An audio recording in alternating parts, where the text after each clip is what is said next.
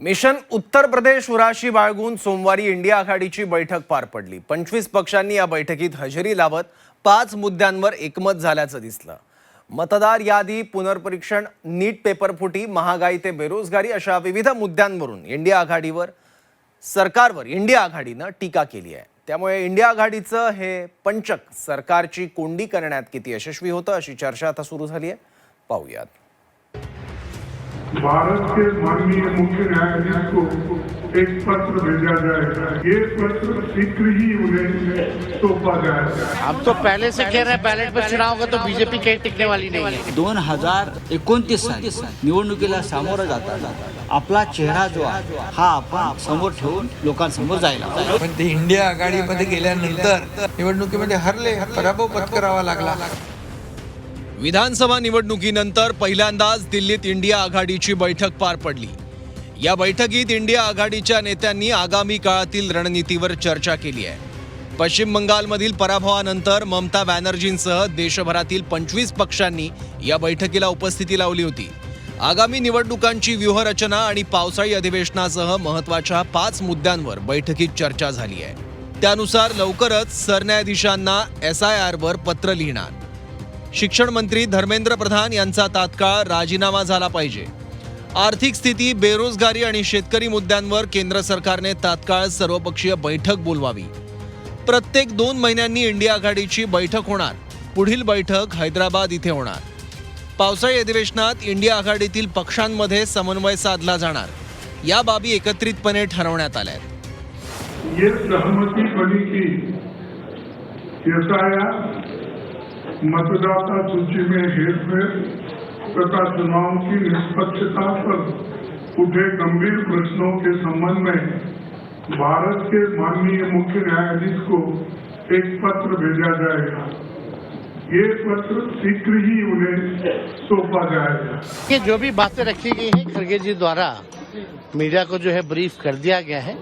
5 मुद्दों पर जो है समिति जो जताई गई है और हम लोग सब लोग साथ हैं। बिहार को लेकर क्या थोड़ा अपने बात रखी, क्योंकि मल्लिकार्जुन खड़गे जी ने जो बोला उन्होंने कहा कि चुनाव आयोग की निष्पक्षता से सवाल है। हम तो पहले से कह रहे हैं बैलेट पर चुनाव होगा तो बीजेपी कहीं टिकने वाली नहीं है। या बैठकीला उद्धव ठाकरे आणि हेमंत सोरेन हे ऑनलाईन हजर होते।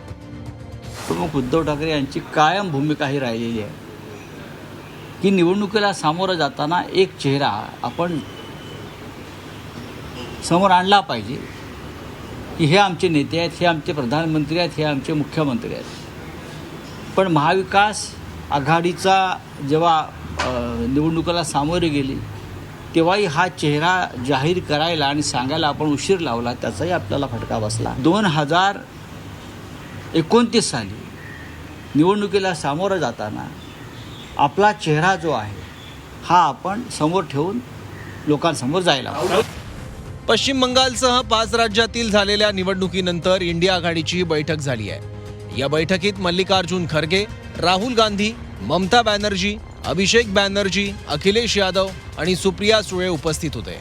पश्चिम बंगालच्या पराभवानं एकाकी पडलेल्या ममता बॅनर्जींनी या बैठकीतून पुन्हा एकदा विरोधकांची मोठ बांधण्याचा प्रयत्न केला। त्यांनी बैठकीत सोनिया गांधींची गळाभेट घेत त्याचे स्पष्ट संकेत दिले आहेत। इंडिया आघाडीच्या या बैठकीवर महायुतीच्या नेत्यांनी टीकेची झोड उठवली आहे। इंडिया आघाडी येणाऱ्या काळात प्रादेशिक पक्षांना संपवण्याचा काँग्रेसचा डाव असल्याची टीका करत शिंदेंनी उद्धव ठाकरेंवरही टीका केली।